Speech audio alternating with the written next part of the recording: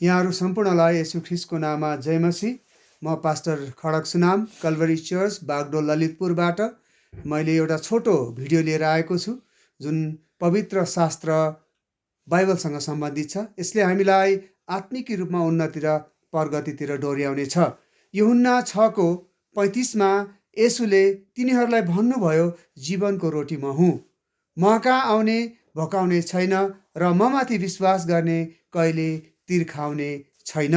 येशूले भन्नुभयो, मानवलाई खाना चाहिँदैन, मानवलाई बाँच्नको लागि परमेश्वरको वचन चाहिन्छ। किनकि हामी खाना खाएर सधैँको लागि जीवित रहन सक्दैनौँ। जसरी जनावरहरू जीवित रहनको लागि घाँसहरू चाहिन्छ, वन जङ्गलहरू चाहिन्छ, त्यसरी नै मानिसलाई बाँच्नको लागि आत्मिकी मन्ना चाहिन्छ।